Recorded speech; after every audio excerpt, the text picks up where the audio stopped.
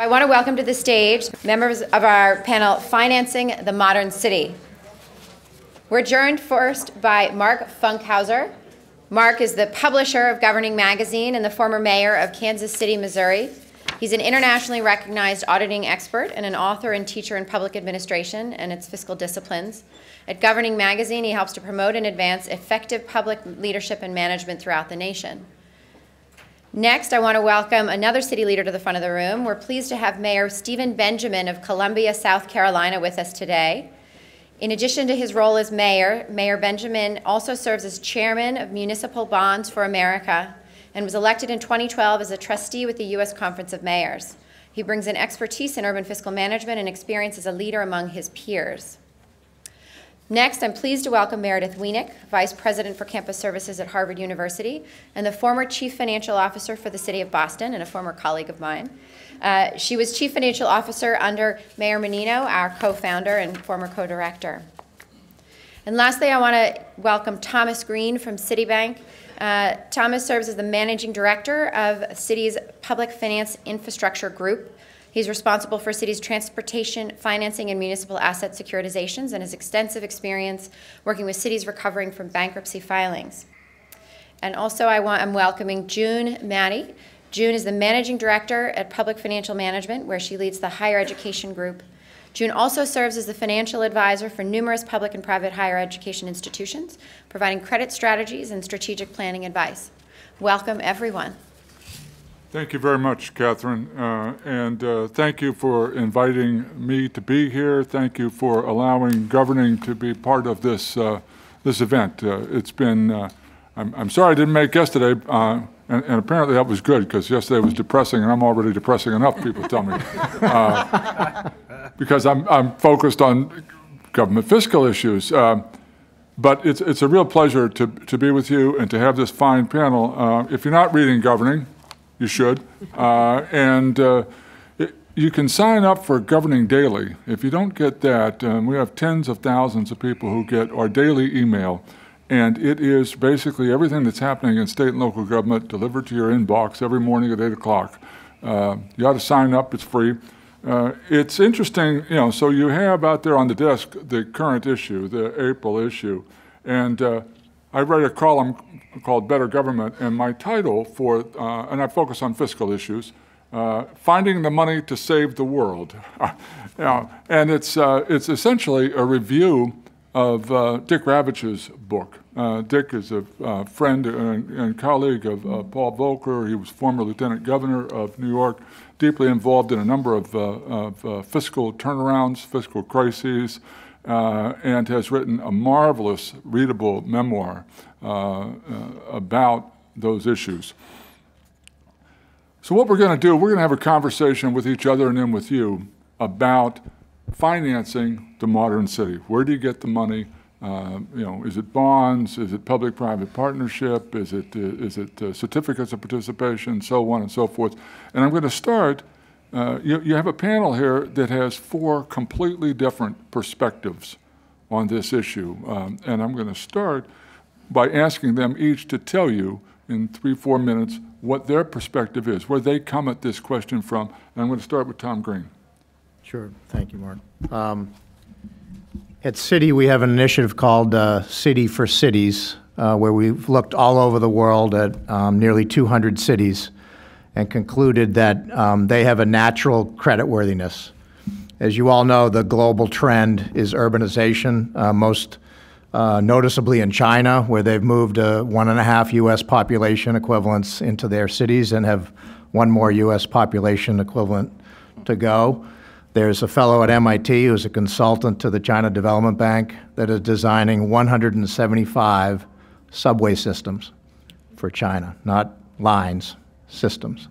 And so our perspective at Citigroup comes from the global look. This is where the world is going. We believe in the United States. The demographics are also, and you see it quite clearly in places like Boston, even in Detroit, where I did a lot of work on both the Public Lighting Authority financing for 68,000 new streetlights in Detroit, as well as the water and sewer financing, where we took a $5 billion credit out of the bankruptcy and refinanced it with cooperation of the investors. There's a leveling out of that population. There's huge private investment from folks like Dan Gilbert at Quicken Loans and others, and that, in my view, Detroit may not be the Paris of the Midwest again, as it used to be called, but it will rise again. So we see a natural creditworthiness. And one thing I think sometimes the U.S., both public and private sector, doesn't appreciate is the unique opportunity. I'm a bond guy, so I'm about to flog the bond market. You have a municipal market here that is unique globally. You have $400 billion a year, and we're on pace for that again this year, borrowed by state and local governments and their authorities with no federal borrowing, no federal guarantees. It's actually not allowed if you want to have a tax-exempt bond. And that is the market. Moody's has 15,000 separate ratings on U.S. sub-sovereign credits in the United States. Outside of North America, 300. And most local governments have to go to their national government, all of which are, very stressed right now, and try to find permission somehow in what are largely top-down regimes, and I'm using regimes in some cases accurately, in order to get financing at the urban level that isn't politically controlled by the national government. So if I just want to leave you with that as tough as things are, and I literally spent most of the last 2 years in Detroit, more days there than here on some weeks, I think we all ought to appreciate the opportunity that cities and towns and the states have to go to the capital markets, fund good projects. I can talk about some ways to do that, but to keep the U.S. perspective on what an opportunity local governments have here because of the federalism principles obviously embedded in the Constitution. So. Very good. So June, you've heard perspective from a banker. Now, how about somebody who's a financial advisor? She's here to protect you from me. That's exactly our role. I actually was on the dark side at one time, so I do know what it's like. That is true. I mean, one of the things that a financial advisor is charged with, and one of the things that makes our firm unique is that we're independent financial advisors. So we don't underwrite bonds or anything. We really have no other dog in the hunt but to give advice to municipalities on how best to solve problems. And I think you heard in the earlier panel, Dean Kaplan, who works with us, and Dean is really on the operational side, which really helps inform us when we're looking at capital programs and how to really look at both sides of the balance sheet for our municipal clients. But what we really try to do is to look at what are the solutions, and certainly Tom has identified one of the really effective ones, which is to go out to the public bond markets. I think what we try to bring to the table is to look at other solutions. It's not always the bond deal. It potentially is internal savings. It is potentially reaching out to, maybe it's a bank loan. Maybe we are looking at the private sector to assist us, and really kind of prioritizing what the options are and recognizing that in some localities the tools in your toolbox are somewhat limited. In some cases we work with cities and towns to try and put more tools in the toolbox, and whether that's a legislative change or reaching to a different sector to come up with a solution. But we are really advocates with our municipal clients to try and look at all of the solutions that may be available. And Meredith, from the point of view of a chief financial officer, which you were for Boston for a number of years. Sure. So I think I'll start by pulling from some of the comments of the earlier panelists, which is we have to remember that city and town government, we're in it for the long haul. And so Mayor Menino often would say he would refuse to mortgage the city's future. And what that means for him and for us in supporting him was we're not going to borrow money to support operations. We're going to work within the box of the available resources. And so I'll borrow a couple of frameworks from Shelley here. That first you have to start with what's our purpose? What are we about? Catherine talked about the mayor saying government is about helping people. That's what the mayor always said. So if we're going to make good on that promise, if we're going to make good on that obligation to the electorate, then we have to prioritize what those services are. Once we know what we're in the business of doing, to the best of our ability, then we have to maximize the tools that we have. And so that means the tools and the rules, meaning we've got to fund our OPEB obligation, we've got to fund our pension obligation on reasonable timelines. We've got to make sure that we're meeting all of the standards that are required of us within our state framework. We've got to have high fiscal integrity, right? So sort of following the rules of the road across all aspects of our business. And then we've got to make the most of the tools, like debt financing, right? So how do we make sure that we have a debt service load that we can afford from operations, but also that we're spending as much as we possibly can on our infrastructure, that we are debt financing, so that we're not kicking that can down the road to future generations. We're not mortgaging the future by leaving unseen obligations often in terms of infrastructure that has not been invested in appropriately to future generations. And lastly, if you have maximized your tools, then is there room for innovation? And how do you make sure that there's space within government to innovate, to create new solutions, to create new ways of doing business that, again, to some of the comments made earlier, may not be necessarily in the short term squeezing money out of the system, but may drive effectiveness, may drive better service delivery, particularly in an era of constrained resources, which we are, this is the new normal. There's no big piggy bank anywhere where we're going to find a new palatable tax or a new palatable fee that's going to be a silver bullet for us. We've got to continue to drive that innovation. And lastly, make hard choices. So again, other folks have talked about this already today, but we have to be able to say, what is it in our array of services that we are not suited to do, or it is so far down our priority list that we simply can't afford to do it. It has become a nice to have, not a need to have any longer, and we've got to move on from that service. Because perennially, and I'm sure Mayor Benjamin will talk about this, every time there is an election cycle, there is the desire to come up with a new, cool program, new initiative. It costs money, they all cost money, and that money's got to come from someplace. And if all we do is starve or slightly underfeed everything else, we're not serving our constituents effectively. So we've got to be able to have the tough love to say, we're exiting this business. And that's all part of the fiscal discipline and fiscal responsibility that I tried to bring to the job as Chief Financial Officer. And I'll say, I don't know if Mayor Rivera is still in the room, and he just walked in the room. A year and a half ago, when Mayor Menino and I spoke to the new mayor's gathering over at the Kennedy School, all the mayor wanted to talk about was how tight fiscal decision-making had to be with the leadership, with the mayor of any given city. And I think, that's my own self-interest, of course, but I think it speaks a lot to effective leadership, that to be an effective leader, you can't just think up the good ideas and then hand the bill to your CFO. You've got to work in partnership with your CFO and all of the tacticians who are out there creating resources, finding resources to accomplish what are the goals of the city. And Mayor Benjamin, as a leader of the largest city in South Carolina, how do you look at this issue? Well,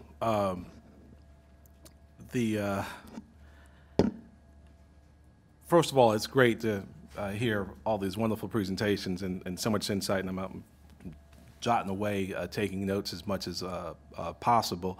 It's also great to hear some of the historical references. It's nice to know that Shays Rebellion and the Whiskey Rebellion, that South Carolina is not the only place that enjoys a good rebellion every once in a while, that Northerners also can do so.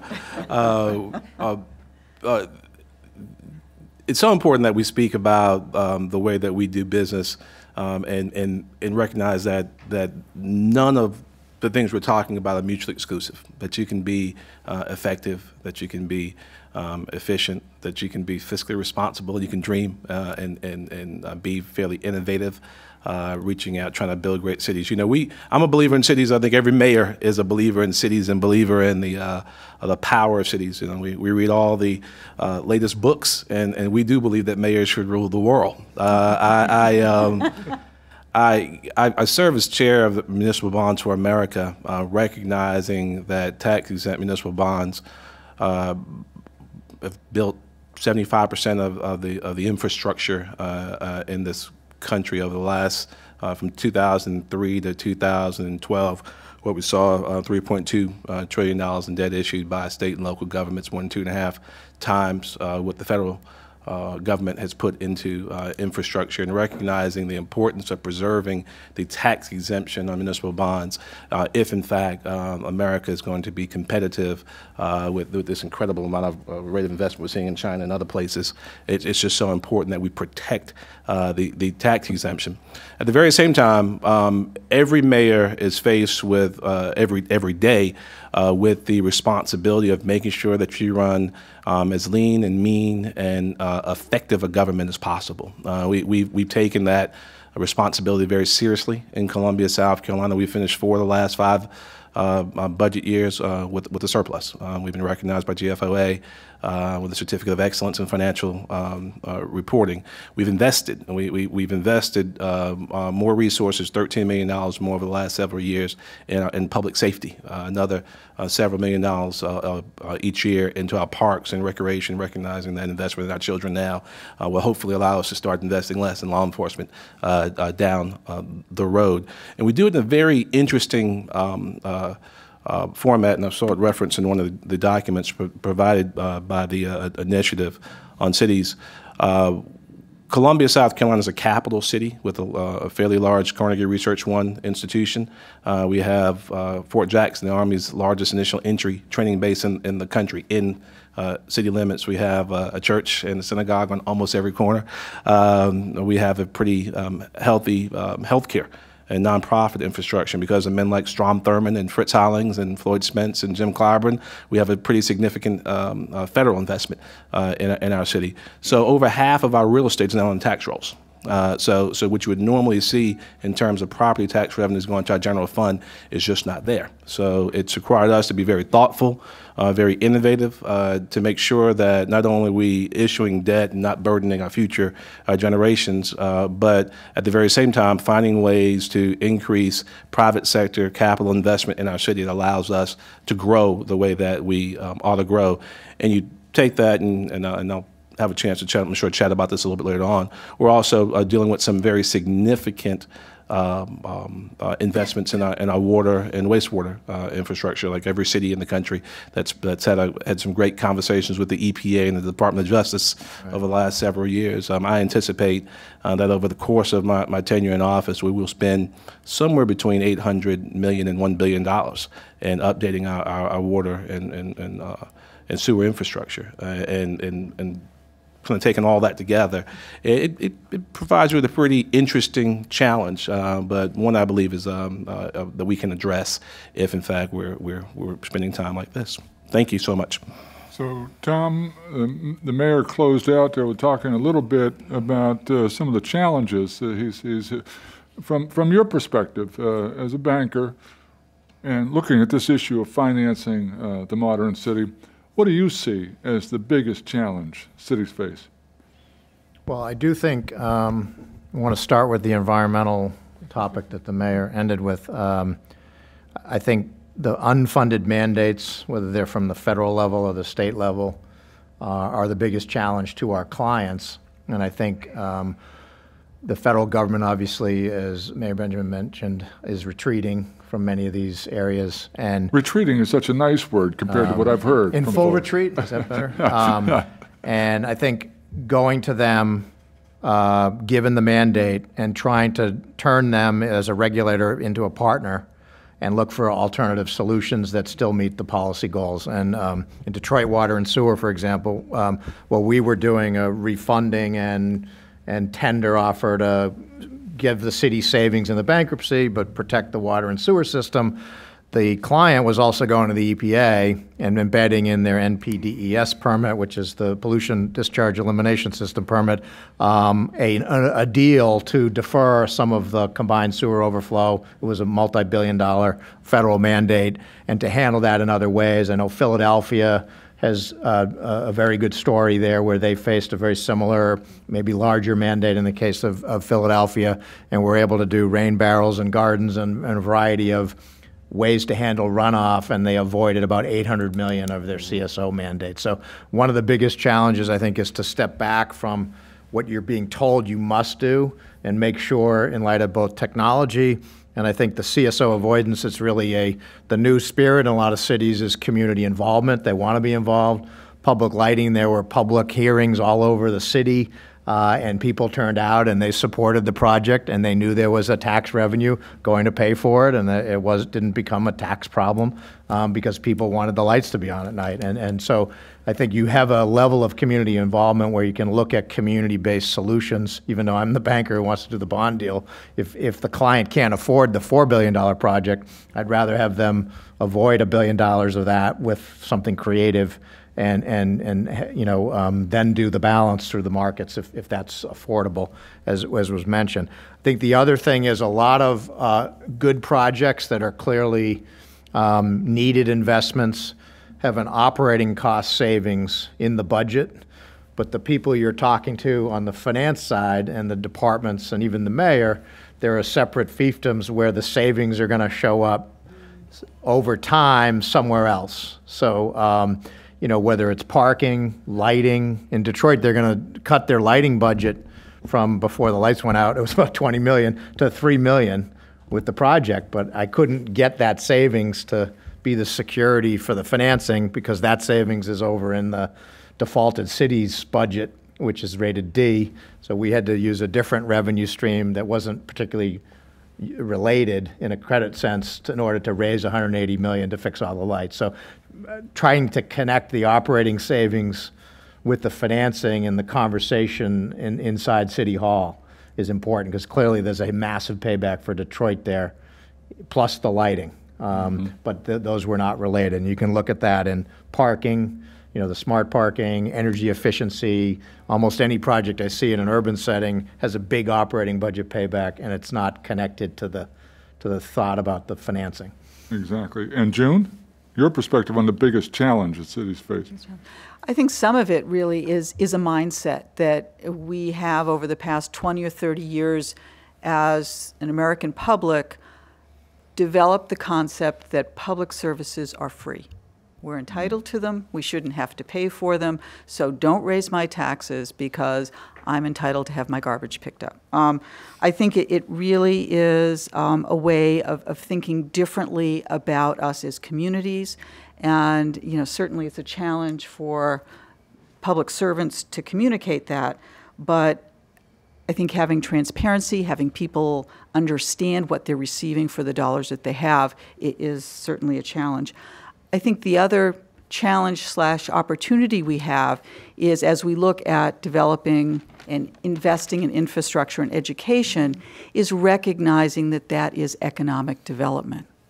So it's not just filling potholes, but it is investing in an economy, in our kids' future, and making us able to compete with China.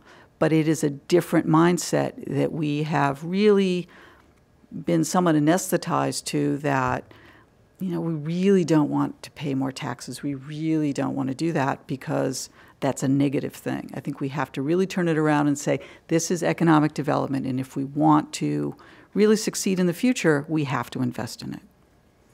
And Meredith? So following on June's point, I think underinvested in infrastructure is the biggest looming challenge for cities across America that over the last decade, from the early recession, the recession early in the 2000s, which, at the time we thought was, the worst recession we'd seen in 15 years until the Great Recession came along, municipal budgets have been tightened beyond the last notch, whatever metaphor you want to use. And to the question of how much more efficiency can be wrung out, inefficiency is always creeping back in. So we know on the operating budget, we can always improve on the margins. But I think when we look at what are the fundamental big ticket items that every city in America is worried about, they are funding your pension system, funding your retiree health, and funding your infrastructure. And all of these things are not direct constituent services. So it's very hard in the public conversation to say, we're going to prioritize these things, which are obligations of running all of the basic city services that are part of making a thriving community that is economic development. That's where businesses want to be. If we don't do these things, we fall apart because then we're on the brink of insolvency. They are not attractive. They don't deliver directly to constituents. They are very costly. There are a lot of gimmicks out there, right? It's very easy to fall for, the gimmick of the week of how we're going to, borrow money over here to fund our pension, finance this creatively. Always raise your eyebrows when someone says there's creative financing, to fund your retiree health, whatever the case may be. These are, real costs that have real schedules that have to really be addressed.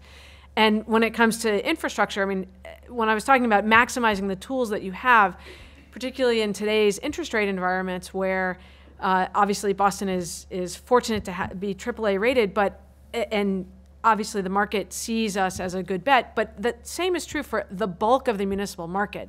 There's a lot of, and I'm sure Tom would agree with this, that there's a lot of willingness to invest in cities in the bond market, and making sure that you're maximizing your borrowing to invest that back into your infrastructure so that those assets don't degrade so far that they become even costlier to you. Because as we know, it's very hard for cities to close fire stations, to close police stations, to do those things that particularly affect the human capital that run the city. And yet those assets are incredibly costly to maintain, and we've been underinvesting in them for years. Mm-hmm. Mayor Benjamin, what do you see? Having to face citizens on a daily basis, what do you see as the biggest challenge? I see them in church. I see them at the supermarket. I see them at the stoplight.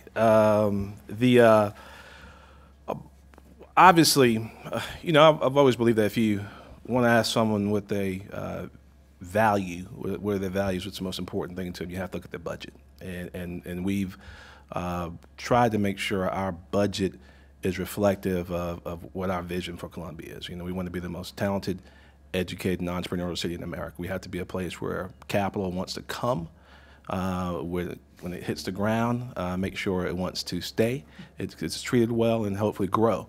And we do that by making sure that we create an environment where these great graduates from the University of South Carolina and Columbia College and Benedict College and Allen University want to stay there, and we start recruiting and retaining the best and brightest folks in the country, if not the world.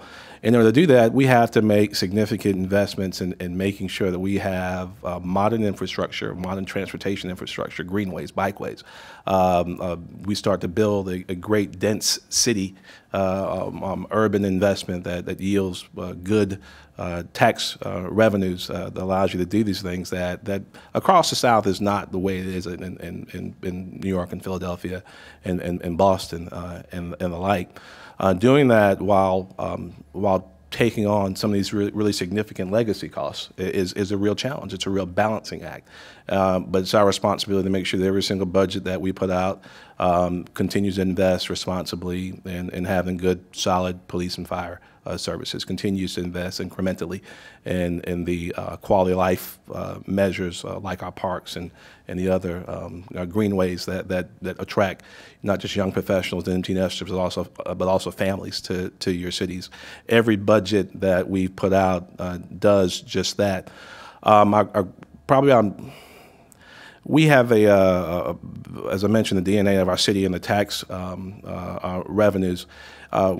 We do have a franchise fee on electric utility services that does allow that burden of paying for the cost of government to be spread across government entities and nonprofits that normally don't pay property taxes.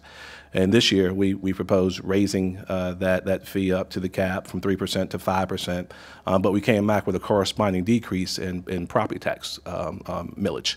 So we cut property taxes for those who are paying property taxes because we believe that just because of the makeup of the city, that folks are carrying an unfair share of the burden. that balancing act, which actually brought in net probably over $3 million more dollars, still, I think, with the gesture was one that built public confidence that we're trying to do the right things. I will tell you that probably the greatest challenge we're going to have moving forward that many of you, either your cities or your clients are facing, is going to be with OPEBs. I mean, we came on strong my first term in office, and we came in, and I always laugh because I talk about our budget. Our budget's about $250 million, and I love telling the mayors of LA and Chicago that their budget deficits are bigger than my budget usually. But we came in with long-term OPEB liability of about $230 million. We tackled the issue. We had a very, very rich medical and dental benefits package for years, in which our employees, and all of their dependents, we never did an independent audit to see exactly who dependents were covered. Retirees and all of their dependents were covered. And now we have this large looming liability before us, primarily populated by pre-65 retirees who are retired and usually working other jobs with other options. But we tackled that long-term OPEB liability of about $230 million, cut some of our benefits required folks to pay a little bit more. We cut that down to about $110 million. We have about $50 million in the bank right now. So we're looking at some creative solutions to try and see how we could possibly, we know we have no legal liability to our retirees, but still try to find some way to be able to begin to cut our annual required contribution down, so we can take those resources. We watch it creep up to about over $4 million over what we were paying just 5 years ago.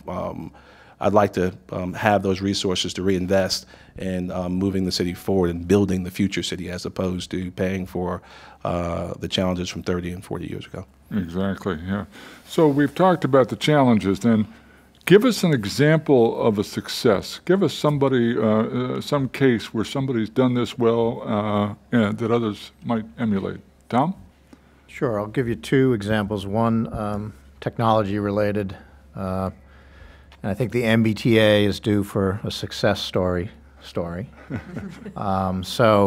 Sometime in the last 10 years, there was, I think it was approximately $20 million capital item planned for the MBTA to take all the information that one could glean from where the vehicles are based on the GPS system. Every moving vehicle has a GPS locator on it. And that's being taken to the next level at all transit systems under a new mandate I won't talk about. But that would cost $20 million of capital the MBTA did not have. So instead, they looked at the value of that data, understanding they could not improve customer service because they didn't have the money to make the investment, and they just put it up. Open source was the first transit system to do this. Open code, I'm using the wrong words because I'm a tech dinosaur, but so that anybody who wanted to come up with an app could just take the data, use it, come up with an app. And there's probably 15 apps, whether it didn't work in February because the train wasn't coming, but that you can find out when your commuter rail car's coming, your next subway car, et cetera. $20 million that it's a client of mine. I didn't get to do the bond deal for it, but they were able to improve customer satisfaction using technology to meet a customer need, but not using any public revenue for that. And basically crowdsource the solution. Essentially, and take advantage of, obviously we have a lot of tech geeks in Boston, so it was particularly doable here, but certainly any city would have that as well. And then I think on the legacy costs, I heard a bunch of the other panels talking about OPEB and pension. And just so you're all clear, the bond market cares a lot about that. And if it sees a potential borrower that does not have a plan to deal with that, it's trouble. It's going to be ratings trouble. It's going to be a higher cost of funds. So that's not, just because that's not a debt liability. There's a lot of focus on that, and I love the mayor's story, and I'll tell a similar one. I think, well, it's for a state. It's the state of Rhode Island. Which is only 1.1 million, so it's roughly a large city. And now Governor Raimondo, when she was treasurer, I think took it on, head on, even as a Democrat. Importantly, at the state and local level, you can have the conversation. And she went out and did hearings for a year and faced people who had pensions at stake, retirees as well as existing employees, and said, and I was at some of these hearings because we were doing some work in the background, I want to get you 80% of what you're now due rather than wait 10 years and get you 10%.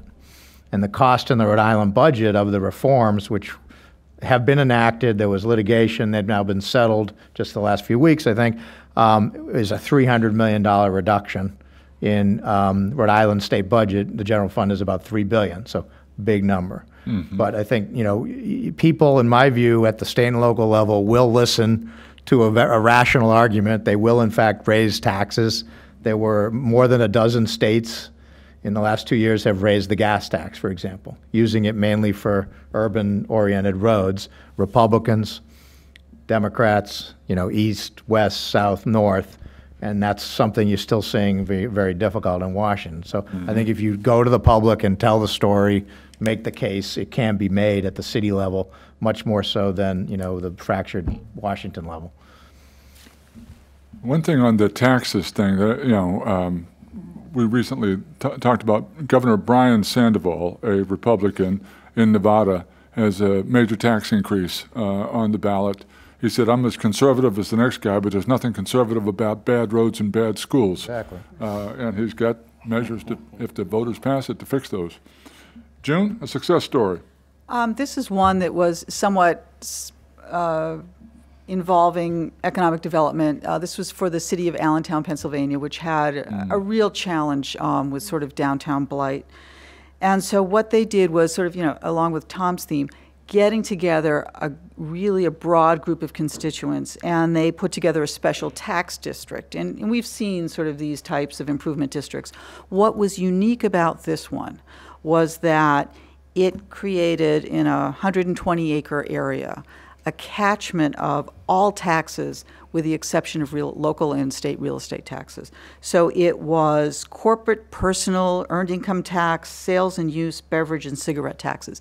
And it was collected at the state level and put aside as revenue for this district. And bonds were floated. I think city was the... Thank you. Yep. And what it allowed them to do was to get sort of the seed money to put together a financing for a sports arena for a minor league hockey team. But what the other piece of it, which made it unique, was the fact that developers who wanted to bring projects into this area could also use the same funding source. That they had the ability to float bonds under this neighborhood improvement zone and get access to lower cost capital to invest in their projects around it. And so what it ended up doing was jump-starting hotel development, office space, retail.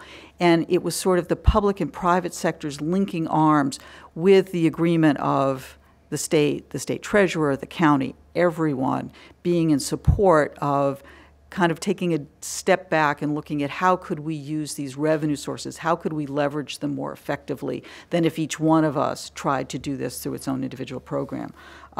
So I think it's been a great success and a model for a way to sort of jumpstart public-private partnerships. And Meredith, a success story. Sure. So just following along the capital investment storyline here, I think one of the things that we saw again with the earlier recession in 2002, 2003, was that cities and towns, certainly across Massachusetts and across the country, really throttled back on their capital investment in infrastructure. And so did the city of Boston. We halved our capital plan. And over the ensuing years, we sort of inched it back up to almost those pre-recession levels, and then 2008 hit. And the big lesson here for us was we spent those intervening years not knowing that the Great Recession was coming, but knowing that we couldn't be caught unawares the way that we had in 2002 and 2003. We built in a lot of financial safeguards, tools that we had triggered, but kind of after the fact in 2002 and 2003 to control headcount and all of the ensuing expenditures related to that, as well as non-personnel spending. And because we had our hands more tightly on those controls, when 2008 hit, the city did not actually back down on its borrowing. It maintained its investment levels at the same level while we were making operational cuts. So we said, you know, that we know that our rates are very, very low, historic lows. This is the right time to be investing, even though we know we don't have the cash coming in to support the kind of budget that we had in the prior years. We prioritized that capital investment. Now, is it sufficient to our needs? No, absolutely it isn't. And I think every city in America faces that gap. But it was a very important stand for the city to take to say, we are going to make the right kind of operating decisions around reducing headcount slowly through attrition over the course of the budget year of 2009 and 2010. We're going to hold the line. We're going to watch our other non-personnel spending, but we're going to continue to invest in our capital plan because we know that pays dividends. We know that it's critically important, and we know that we can actually engage with the public about the programmatic expenditures that are in the public discussion that we know we need to throttle back on. But that there's no, when it comes to roads and other, you know, all of the other infrastructure that lay the groundwork for economic development and a thriving, healthy city, that if we fell behind in that, we wouldn't be able to take advantage of the uptick. And so what you see now across Boston is a thriving development pipeline that really takes advantage of the fact that the city did not slow down on repaving and resurfacing roads, that we didn't slow down on streets and sidewalks, that we didn't slow down on lighting infrastructure. We kept going at all of those projects so that now we see private investment all across the city in the neighborhoods and in what is becoming a booming downtown that hasn't really suffered from a capital perspective from the Great Recession. Mayor Benjamin, a success story. Sure. In Columbia, obviously, having a Carnegie Research One university right downtown. The university is 5 blocks from City Hall, 1 block from the state capitol. The university is growing, and we work in partnership with them with a technology incubator. We work to commercialize intellectual property developed on campus every single day. What we've not done is we hadn't developed a plan to try and commercialize the growth of the university. How do you monetize that growth? And we had some fairly arcane laws on the books that prohibited the development of modern private sector student housing. And also because of the tax structure I mentioned, a fairly high tax burden that prohibited the people who operated in that space enough elbow room to get some ROI.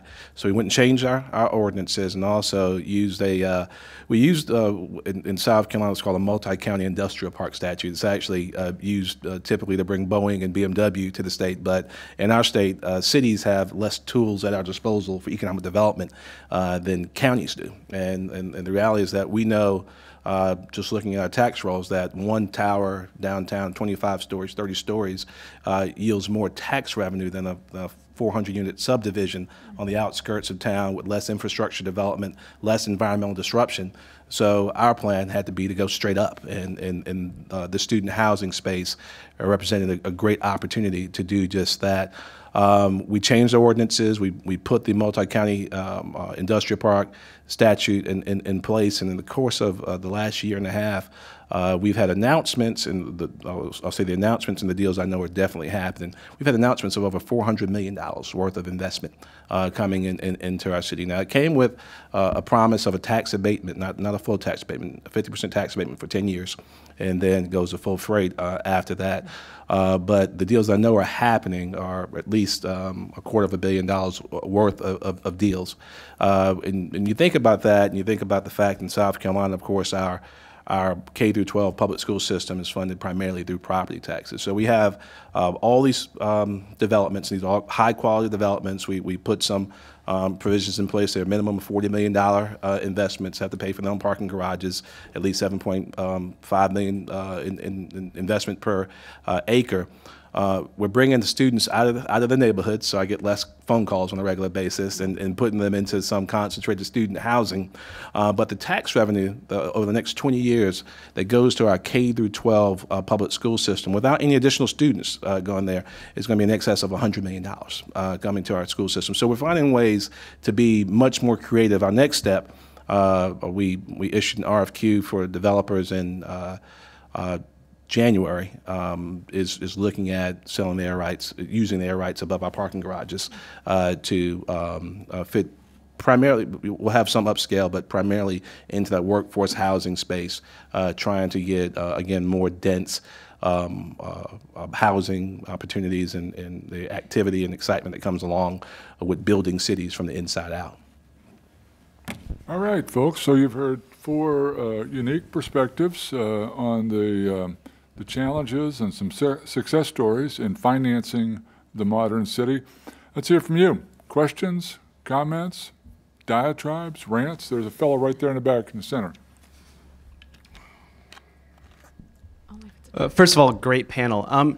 So S&P estimates that about 20% of all city lending is now directly with banks.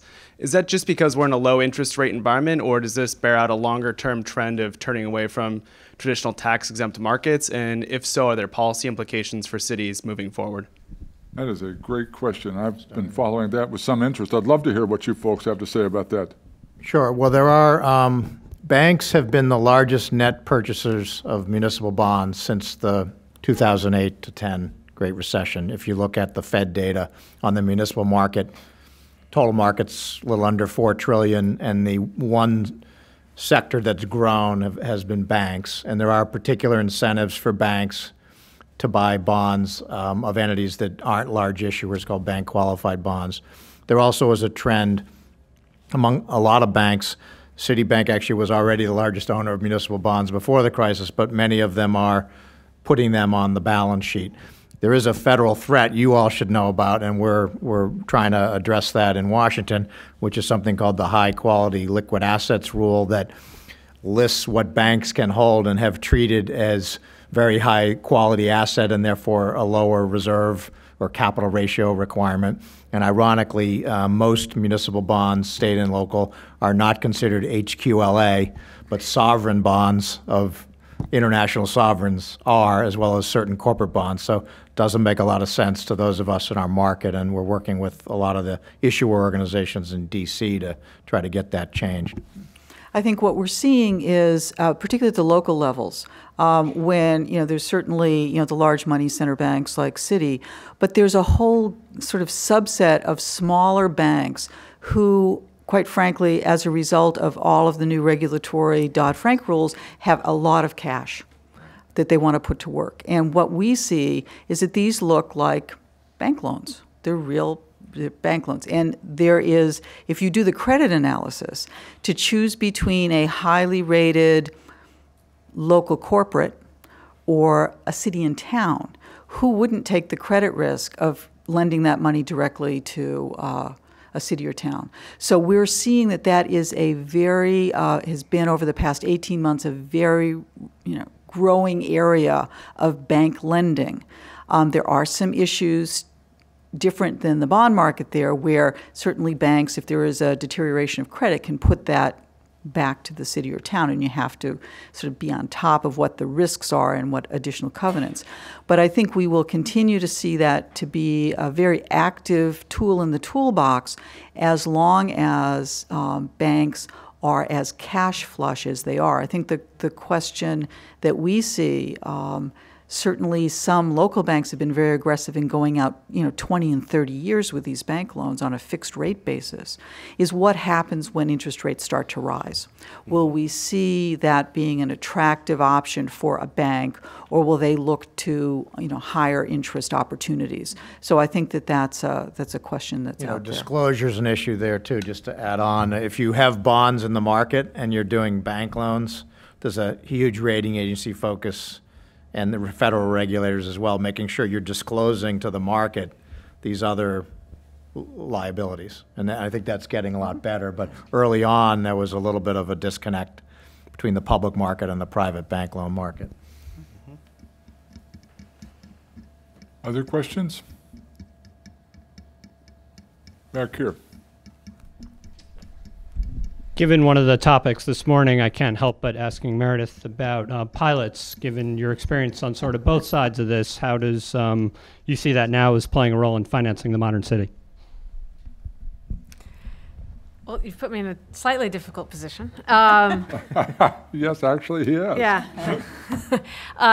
No, I think, Ron spoke very well about the city's program, which is really important on, not on the margins. It's a significant piece of revenue for the city, but it doesn't solve the city's problems. It is still voluntary, and it is as vulnerable as all the panelists spoke about this morning. I think that the concern has always got to be, making sure that the calibration of the burden is appropriate to the institution.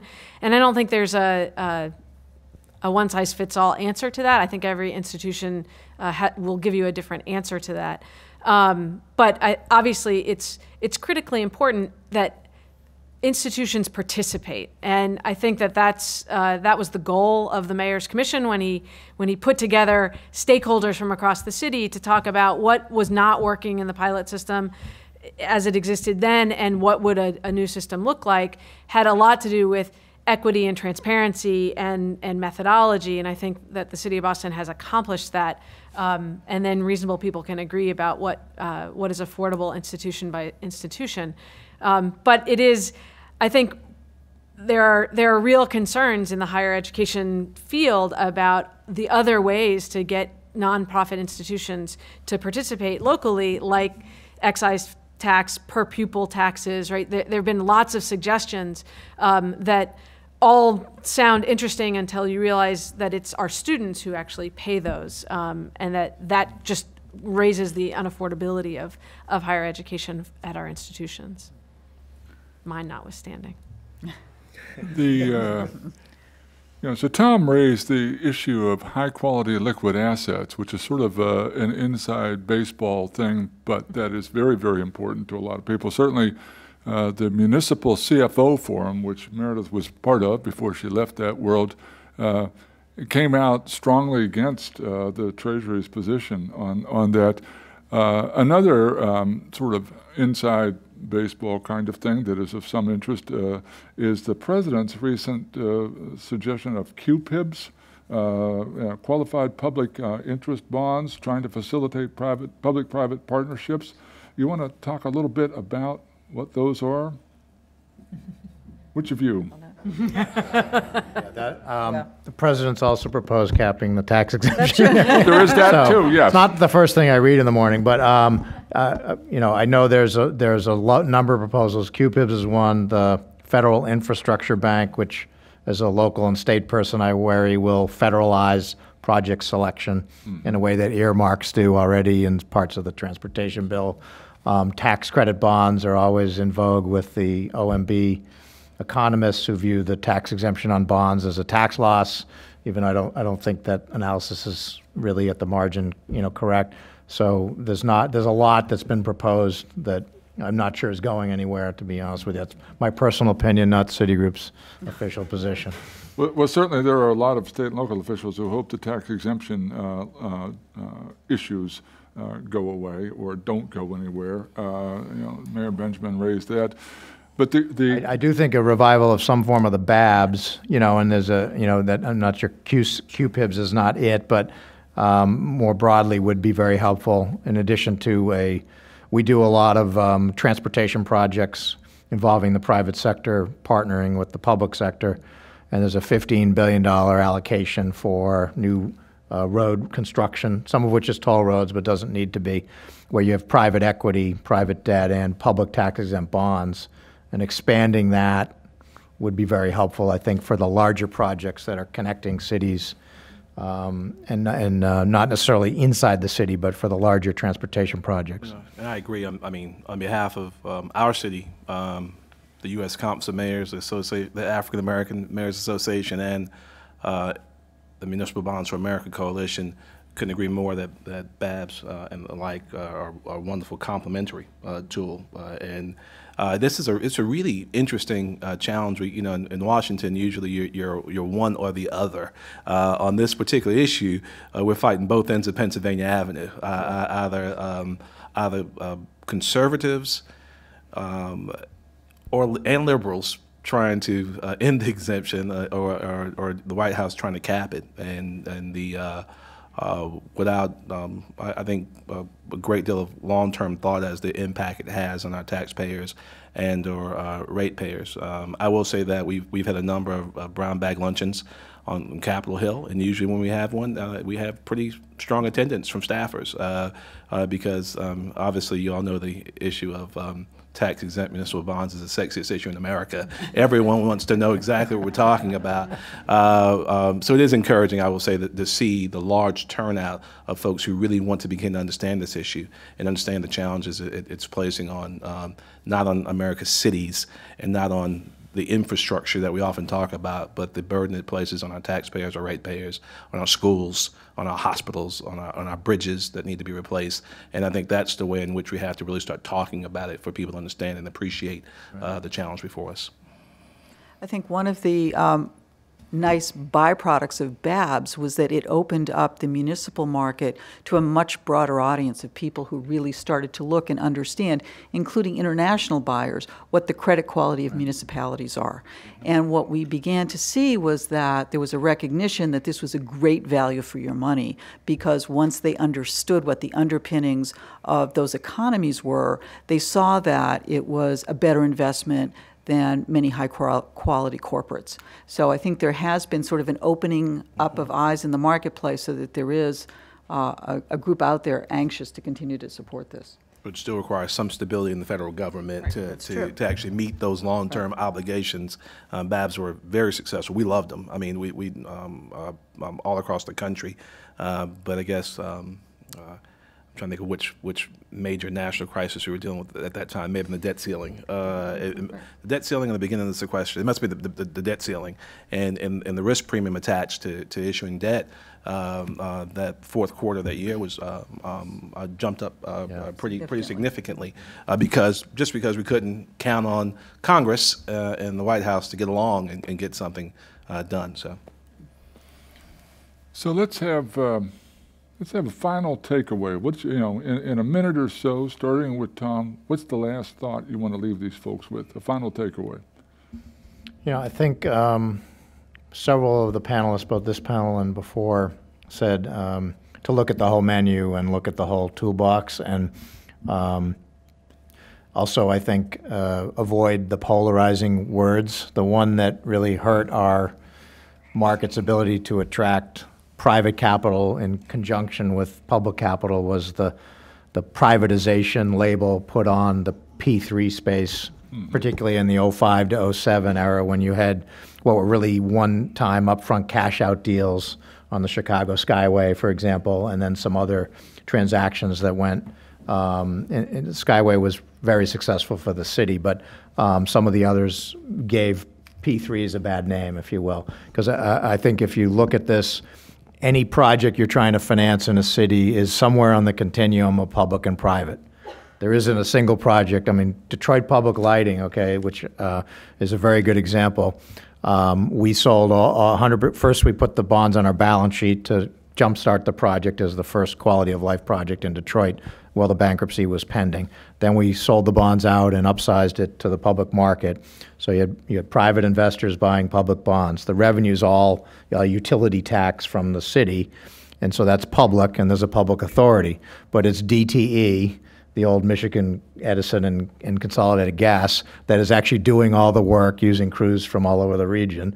And so there's a private, contractor. And you can take the continuum, and there usually is a role for the private sector in these infrastructure projects. And if you can just avoid the privatization and sort of the label that draws the unions out against it, you can get a lot more done and leverage the public dollar. Exactly. I think along that same line, we have seen very effective partnerships between private and public sector. And again, it's learning from the private sector. They do some things very well that we could really learn from. And then I think also to look at the international models. Certainly, as a country, we are very far behind sort of the true public-private partnerships that we see in Europe and in Asia. So I think we have to sort of open our minds that it's not a bad thing to use private capital and save our public capital for those projects which we can only fund with public capital, and really think, more broadly about what types of partnerships and roles and responsibilities folks can play. And I'll take up the management mantle here, which is that the capital markets only want to invest in well-run cities, and that's actually our first obligation to the taxpayer. So as a theme, I think, across the 2 days here of this meeting, it's been about balancing your priorities, about maintaining your fiscal house in top order and not just getting along order, and making sure that you're delivering on the promises to the taxpayers of your city. And that's really, those are the investments that the smart money wants to make, and that's where every city wants to be. And for those who maybe don't have the most robust economic base, that means playing inside the lines of what you do have, right? That means not overpromising, not overcommitting, not mortgaging your future, not borrowing for operations. Now I sound like the negative person here, but just, executing within your available resources.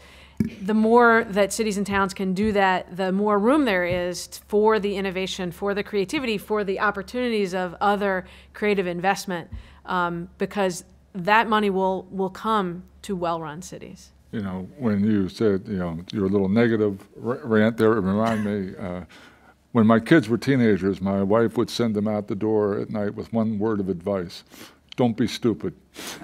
That covers a lot. It does.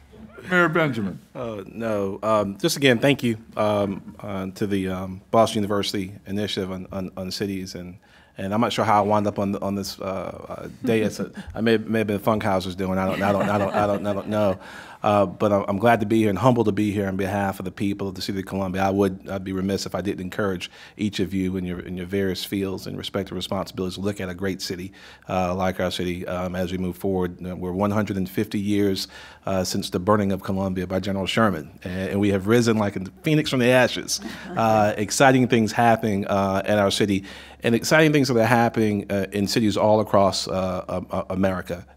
We have great leaders in place who are still facing some very significant needs. I mean, the required investment that will be needed to address some of the structural reforms in Baltimore and in Ferguson and in Columbia and in New York will require capital, will require resources, and you can't make those investments if you're paying for legacy costs or paying for the sins of the father. So it's going to require much more creativity. It's going to require much more look at partnerships. You'd be amazed at how many people just think public-private partnerships are they're the devil's spawn. But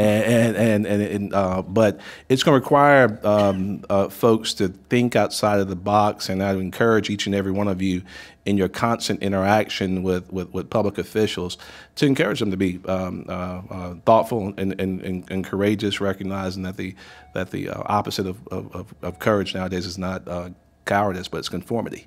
And we've got to encourage people to go out and be a little bit bolder in seeking 21st century solutions to what are some age-old problems. Thank you.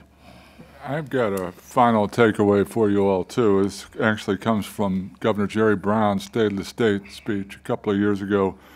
He had this line: "Fiscal discipline is not the enemy of our aspirations, but the means of achieving them." I think he was right.